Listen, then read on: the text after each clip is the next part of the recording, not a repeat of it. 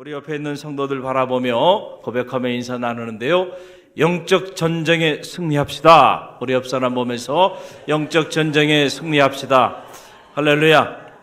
우리 갈릴리교회 모든 성도님들은 올 한 해 영적 전쟁에 다 승리하는 그런 승리자들이 되시기를 주님의 이름으로 간절히 축원드립니다.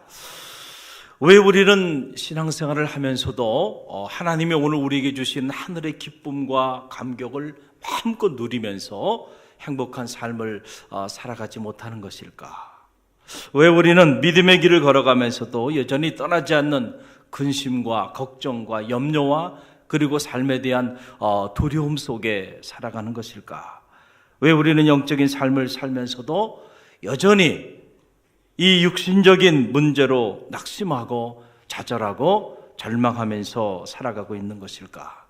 우리가 신앙생활하면서 한 번쯤 진지하게 이 물음에 대하여 우리가 깊이 있게 생각해 볼 필요가 있다라고 하는 사실입니다.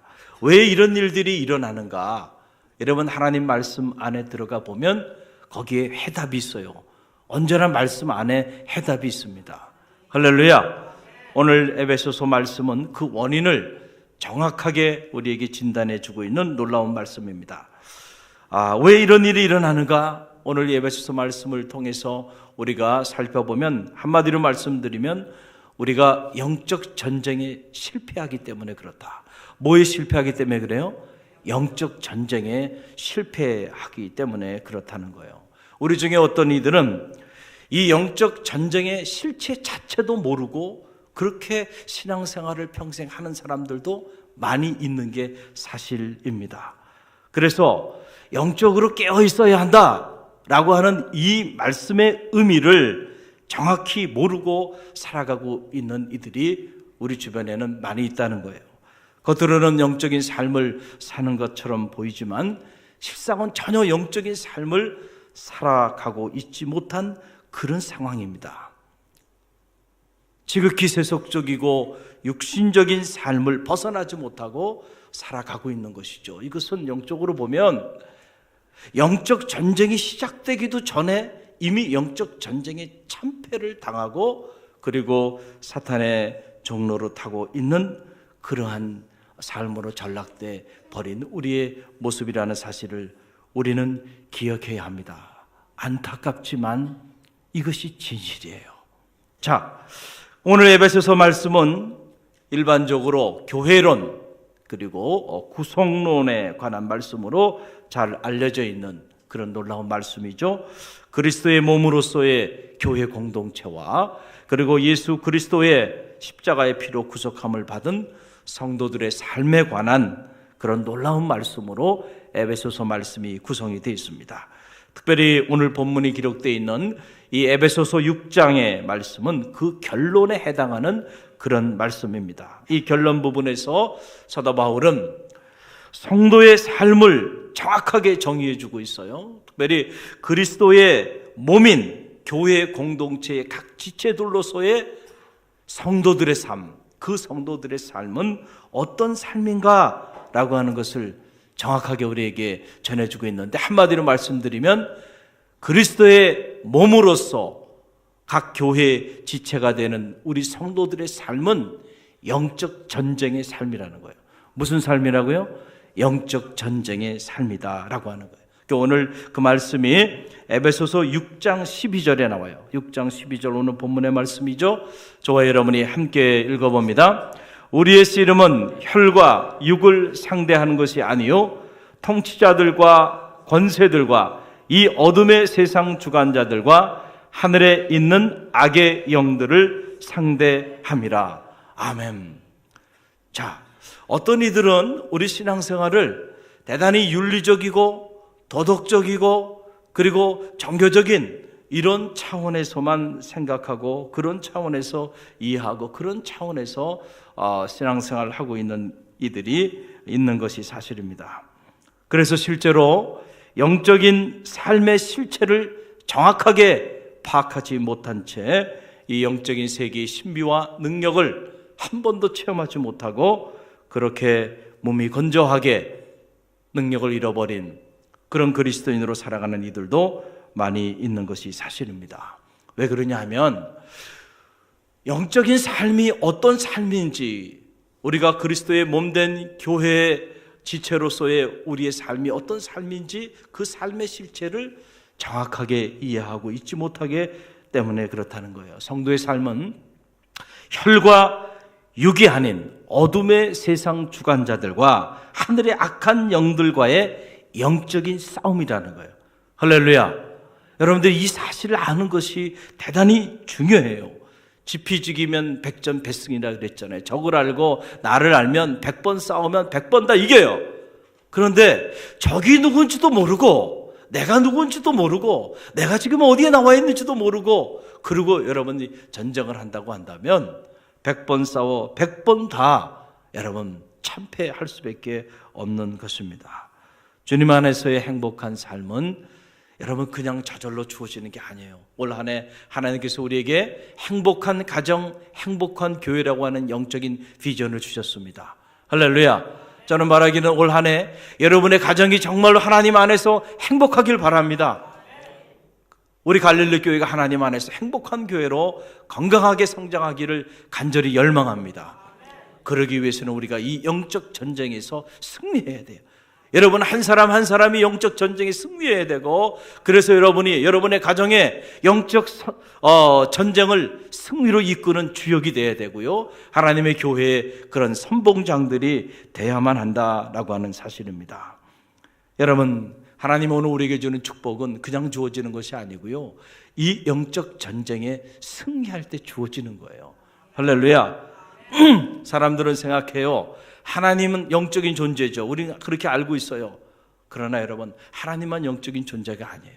사탄도 성서를 보면 영적인 존재죠. 사탄도 역사하는 능력이 있어요, 없어요? 능력이 있어요.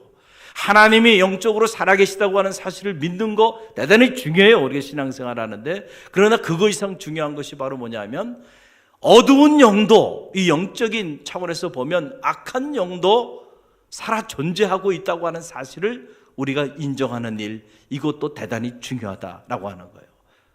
그래야 우리가 믿음의 길을 걸어가는 것이, 이것이 치열한 영적 전쟁 속에서 이루어지고 있다라는 사실을 알게 되는 것이죠. 여러분, 요한 1서 3장 8절 우리 화면에 나오죠. 요한 1서 3장 8절 함께 읽어봅니다.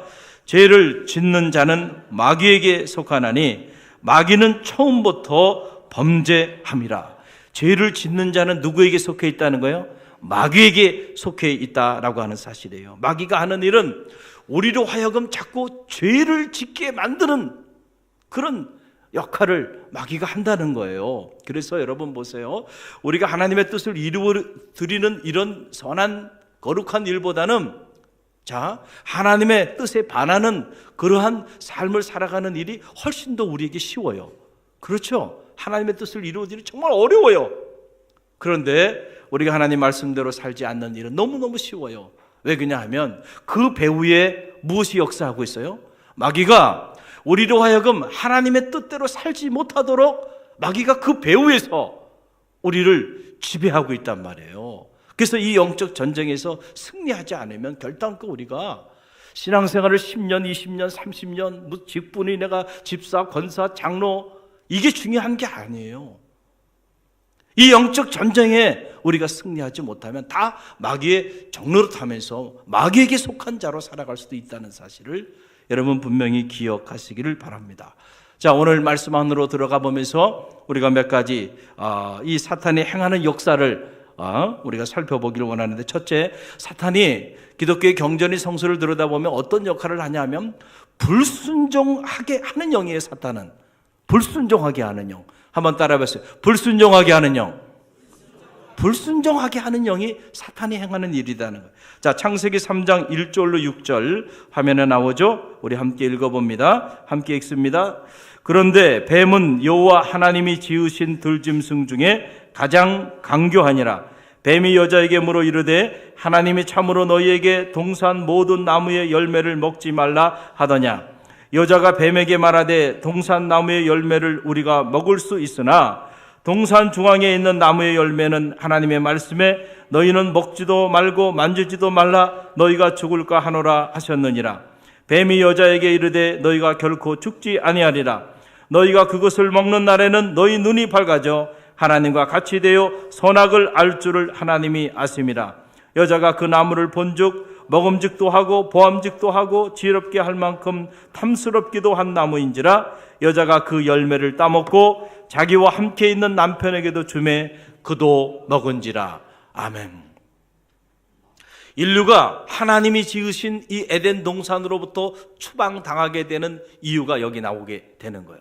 패러다이스 로스트, 신라관에 이 비극이 일어나게 된 원인이 어디냐면, 오늘 성경에 보게 되니까 누가 하와를 찾아왔어요? 강교한 뱀이 하와를 찾아와가지고 하와에게 속삭이기 시작합니다. 그래서 하나님이 하신 말씀이 진실이 아니라고 그렇게 속삭여요. 그 소리를 들으니까 정말로 사탄의 말이 맞는 것 같아. 그러고 난 다음에 하나님이 따먹지 말라고 하셨던 선악과를 보니까 먹음직도 하고 보암직도 하고 탐스럽게까지 하게 된 거예요. 그러고 나서 그것을 따먹음으로 하나님의 말씀에 불순종하고, 거기서 끝난 것이 아니죠. 자기 남편에게 얘기합니다. 그래서 남편도 함께 하나님 앞에 불순종하게 만들어요. 이 일을 누가 행한 거예요? 누가 배후에서 이 일을 행한 거예요? 여러분, 강교한 뱀이라고 나오죠. 여러분, 요한계시록에 보면 요한계시록 12장 9절이에요. 화면에 나오죠. 함께 읽어봅니다. 큰 영이 내쫓기니 옛뱀 곧 마귀라고도 하고 사탄이라고도 하며 온 천하를 꿰는 자라. 그가 땅으로 내쫓기니 그의 사자들도 그와 함께 내쫓기니라. 옛뱀이 뭐예요? 바로 이 사탄의 강교한 뱀. 이 강교한 뱀이 세상의 모든 것을 다 꿰는 자야. 그래서 하나님과 우리 사이의 관계를 파괴하고 하나님 말씀대로 순종하며 살지 못하게 하는 그런 영적인 역사를 행하는 어둠의 세력이 바로 사탄이라는 거예요. 할렐루야. 또 사탄이 하는 일을 보게 되면, 사탄은 우리를 유혹하는 영이에요. 유혹하는 영.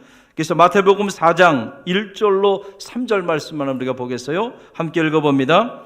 그때 예수께서 성령에게 이끌리어 누구에게? 마귀에게 시험을 받으러 광야로 가사 40일을 밤낮으로 금식하신 후에 줄이신지라. 시험하는 자가 예수께서 나와서 이르되 내가 만일 하나님의 아들이거든 명하여 이 돌들로 떡덩이가 되게 하라. 아멘. 자, 예수님께서 하나님의 아들로서의 공생애를 시작하시게 되는데, 시작하시기 전에 예수님이 가장 먼저 행하신 일은 뭐냐면 기도로 준비하는 일이었습니다. 그래서 광야에 나가서 식음을 전폐하고 금식하며 기도로 이 거룩한 사역을 준비하셨어요. 그리고 이제 이 사역을 시작하려고 하니까 여지없이 뭐가 왔어요? 마귀가, 사탄이 와서, 오늘 한글 성경에는 시험이라고 표현했는데 번역은 잘못된 거예요. 유혹, 템테이션이에요. 누구를 유혹하는 거예요?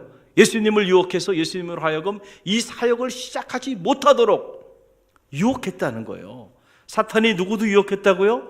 예수님도 유혹했어요. 그러니 여러분을 유혹하지 않겠냐 말이에요. 그게 어떻게 유혹을 했느냐? 오늘 말씀을 보게 되니까, 자 보세요. 굶주린 주님 앞에 40일을 굶었어요. 그러니 얼마나 굶주렸겠어요? 그 굶주린 예수님께 와서 네가 정말 하나님의 아들이면 돌들을 떡덩이가 한번 되게 하라. 이 빵의 문제죠. 경제의 문제예요. 얼마나 큰 유혹이에요?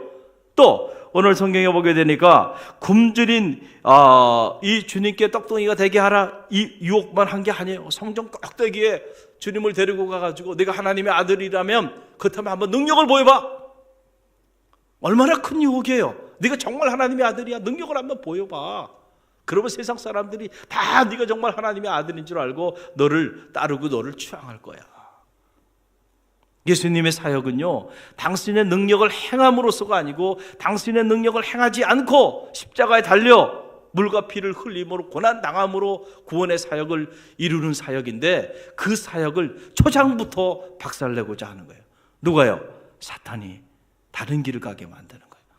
주님은 고난의 길을 통하여 당신의 능력을 행하지 않고 절제하심으로 우리를 향한 구속의 사랑을 실천하고자 하시는데, 초장부터 다른 길을 가게 만드는 거예요. 또 어떻게 유혹을 합니까? 지극히 높은 산으로 예수님을 데리고 올라가가지고 천하 만국과 모든 영광을 다 보여줬다는 거예요. 그리고는 사탄이 하는 말이 뭐냐면, 내가 지금 나에게 한 번만 엎드려 경배해. 그러면 지금 네가 보고 있는 이 천하 만국과 모든 영광을 내가 너에게 다 줄게. 자, 큰 유혹이에요? 큰 유혹이 아니에요. 감당하기 어려운 유혹이죠. 만약 오늘 우리에게 이런 유혹들이 밀려온다고 한다면 과연 우리가 믿음의 길을 걸어가면서 이 유혹에 넘어지지 않을 재간이 있겠느냐라고 하는 사실이에요. 100이면 100 다 넘어간다는 거죠. 오늘도 사탄은 끊임없이 우리 자녀들과 우리 가정과 우리 삶에 이런 크고 작은 수많은 유혹들을, 감당하기 어려운 달콤한 유혹으로 찾아와서요, 우리 삶을 무너뜨려 버리고 만다라고 하는 사실. 그래서 우리가 영적으로 깨어 있어야 하는 거예요. 할렐루야. 자, 이 유혹이 여기서 끝나지 않아요. 주님께서 이 사역을, 공생의 이 귀한 사역을 시작하기 이전에도 사탄이 와서 이 사역을 못하게 하고, 마지막 주님께서 십자가를 지고자 하시는 그 고난의 길을 걸어가는 그 마지막에도 끝까지 사탄이 역사합니다. 그런데 누구를 통해 역사해요? 복음서를 읽어보세요. 상서를 읽어보면 사람을 통해서 역사하는데, 사람 중에서도 누구? 가장 가까이 있는 수제자 베드로를 통하여 사탄이 역사합니다. 예수님이 복음서 마지막 부분에 보게 되면, 이제 당신이 예루살렘에 입성하셔서 순환을 당하고 이제 죽임을 당할 것이라고 하는 그 말씀을, 그 순환 예고를 하게 됩니다. 그랬더니 그 소리를 듣고 베드로가 막 항변하면서 주님 앞에 나와서, 무슨 말씀입니까 주여? 이런 일이 당신에게 절대로 일어나서는 안 됩니다. 그러면서 주님께 말을 해요. 그때 주님이 베드로에게 한 말을 기억하십시오. 뭐라고 얘기했어요? 사탄아, 물러가라. 너는 나를 넘어지게 하는 자로다. 내가 하나님의 일을 생각하지 않고 사람의 일을 생각하는구나. 할렐루야. 여러분 보세요. 베드로가 영적으로 깨어있지 않았을 때에 그 수제자 베드로에게 누가 임한 거예요? 사탄이 임해서 지금 베드로가 하나님의 일을 생각하는 것이 아니고 사람의 일을 생각하면서 누구를 넘어뜨리게 하고 있어요? 예수님을 넘어뜨리게 하고 있어요. 예수님이 지금 순환을 당해야 하는데 그 앞길을 가로막는 자가 다른 사람이 아니고 누구예요? 베드로예요, 베드로. 영적으로 깨어있지 않으면요, 사탄은 이렇게 하나님의 역사를 이루어 나가지 못하도록 우리를 무너뜨리고 우리를 유혹해서 우리를 하나님의 역사를 이루지 못하도록 그 앞길을 막는다는 거예요. 여러분 언제나 그렇습니다. 거룩한 일에는 뭐가 껴요? 마가 껴요. 거룩하고 선한 일을 계획하며 나가면요, 사탄이 역사하는 거예요. 가정에도 역사하고 삶에도 역사하고요, 하나님의 교회에도요, 역사하는 거예요. 그럴 때 여러분들 영적으로 민감해야 돼. 그래서 영적 전쟁을 선포하고 이 영적 전쟁에 여러분들이 승리해야 돼. 할렐루야. 또 사탄이 하는 일을 보게 되면 사탄은 거짓의 영이에요. 성령은 진리의 영이지만 이 사탄은 거짓의 영이에요. 요한복음 8장 44절 함께 읽어봅니다.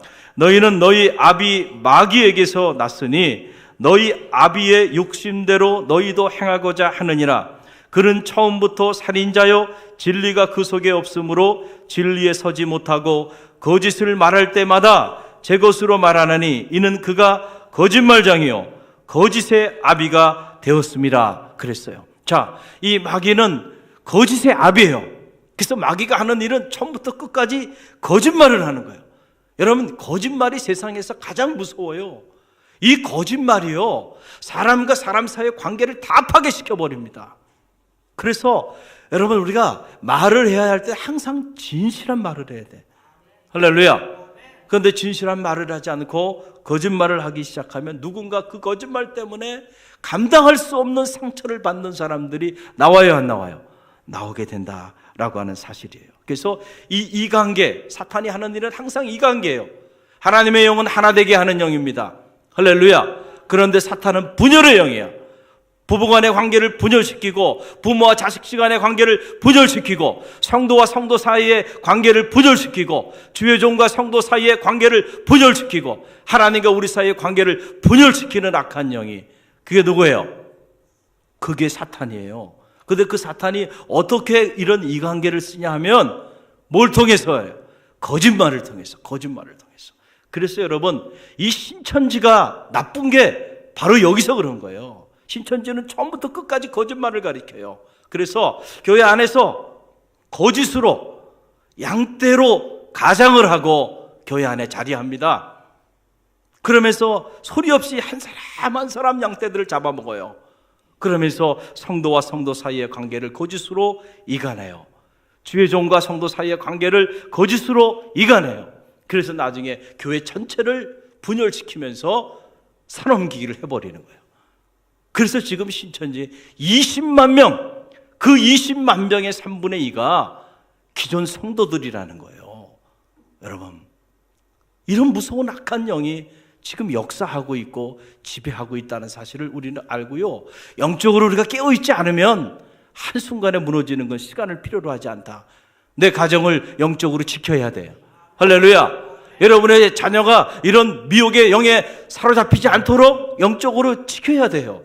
우리 교회가 이런 영적 전쟁에 무너지지 않도록 깨워서 영적인 파수꾼이 돼서 여러분 기도로 교회를 지켜야 된다니까요. 할렐루야. 또 사탄이 하는 역사 중에 사탄은 사망의 영이에요. 하나님의 영은 생명의 영이지만 사탄은 사망의 영이에요. 여러분 히브리서 2장 14절 말씀 보세요. 함께 읽어봅니다. 자녀들은 혈과 육에 속하였음에 그도 또한 같은 모양으로 혈과 육을 함께 지니심은 죽음을 통하여 죽음의 세력을 잡은 자 곧 마귀를 멸하심이라. 죽음의 세력을 잡은 자 곧 누구예요? 마귀. 죽음의 세력을 잡은 자 곧 마귀를 멸하기 위하여 주님께서 오셨다는 거예요. 할렐루야. 그러니까 마귀의 실체가 하는 일은 뭐냐 하면은 우리를 죽음의 길로 인도하는 거예요. 그래서 사탄의 영이 우리 가운데 자리하기 시작하고 우리 사탄의 영에 사로잡힘 당하게 되면 우리의 가정도 무너져 내리게 돼 있어요. 파멸의 길로 가요. 그 끝은 사망에 이르게 돼 있다니까요. 할렐루야. 그러니까 우리가 영적으로 깨어서 이 영적 전쟁에 승리하지 않으면 가정을 지키기도 어렵고요. 내 삶을 지키기도 어렵고요. 이 땅에 하나님의 교회를 지켜나가기도 어렵다는 거예요. 이런 사탄의 악한 영들이 끊임없이 우리 가운데 자리하면서 하나님의 사람들 무너뜨리고자 달려들고 있다는 거예요. 그래서 여러분 이 사도 베드로는 베드로전서 5장 8절로 9절 말씀에서 이렇게 권면합니다. 우리 함께 읽어봅니다. 근신하라 깨어라 너희 대적 마귀가 우는 사자같이 두루 다니며 삼킬 자를 찾나니 너희는 믿음을 굳게 하여 그를 대적하라. 이는 세상에 있는 너희 형제들도 동일한 고난을 당하는 줄 알미라. 아멘. 근신하라 깨어라 너희 대적 마귀가 우는 사자같이 두루 다니며 삼킬 자를 찾나니 너희는 믿음을 굳건하게 하여 그를 어떻게 하라는 거예요? 대적하라는 거예요. 할렐루야. 여러분 그리스도인은요 다른 사람들이 아니에요. 영적 군사입니다. 할렐루야. 자, 영적 군사, 영적 전쟁이 일어났는데 이 영적 전쟁에 나가서 싸워서 반드시 이겨야 하는 그런 영적 군사가 누구예요? 그리스도인이에요. 저는 말하기는 2018년 이 대망의 희망찬 새해가 밝았어요. 이 새해 여러분들이 이 영적 전쟁에서 승리하는 그런 강력한 영적인 그리스도인의 군사들이 되시기를 간절히 바랍니다. 패잔병이 되지 않기를 바랍니다. 어둠의 종로로 타지 않기를 바랍니다. 여러분들이 여러분의 가정과 여러분의 삶을 통해서 하나님의 역사를 이루고 나가는 그런 능력 있는 그리스도인들이 되어야 돼요. 여러분 우리가 이 영적 싸움에 우리의 주적은 사람이 아니에요. 남편도 아니고 아내도 아니고요. 자식도 아니에요. 성도도 아닙니다. 바로 우리의 영적인 주적은 사탄 마귀임을 기억하시길 바랍니다. 왜 여러분은 성경대로 살지 않나요? 성서에 이 사탄 마귀의 실체에 대한 말씀들이 신구약 전체를 통하여 이렇게 많이 기록되어 있는데 영적 실체 자체에 대해서도 인정하지 않고 신앙생활을 하고 있는 이들이 얼마나 많이 있나요? 왜 우리가 말씀대로 살지 않고 이 말씀을 말씀대로 잘하지 않는 이들의 그런 이야기에 여러분들이 유혹을 받아가지고 그렇게 영적 전쟁에서 실패하는 삶을 살아가나요? 그럼 오늘 우리가 이렇게 생각할 수 있어요. 그럼 어떻게 하면 이 영적 전쟁에 승리할 수 있나요? 간단합니다. 오늘 말씀 보게 되니까 오늘 본문의 말씀에 그 대안을 제시해줘요. 13절 말씀이에요. 함께 읽어봅니다. 그러므로 하나님의 전신갑주를 취하라. 이는 악한 날에 너희가 능히 대적하고 모든 일을 행한 후에 서기 위함이라. 아멘. 자, 어떻게 하면 돼요? 하나님의 전신갑주를 입으면 되는 거예요. 할렐루야. 우리의 전신갑주를 가지고는요, 이런 악한 영들하고 영적 전쟁에서 100번 싸우면 100번 다 무너져 내리게 된다는 거예요. 아무리 윤리적으로, 도덕적으로, 철학적으로 고매한 인격과 인품을 가진 사람들도요, 우리가 하나님의 전신갑주를 입지 않고 자연인으로서 우리의 능력과 지혜와 인격을 가지고는요, 다 넘어가게 된다는, 다 무너져 내려 사탄의 종노릇하게 된다는 사실이에요. 하나님의 전신갑주를 입으시길 바랍니다.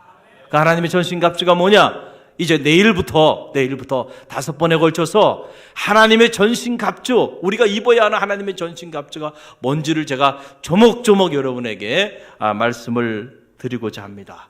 2018년 이 대망의 새해, 저는 말하기는 여러분 모두가 하나님의 이 전신갑주를 입고 영적 전쟁에서 승리하는 축복의 한 해가 되기를 간절히 바랍니다.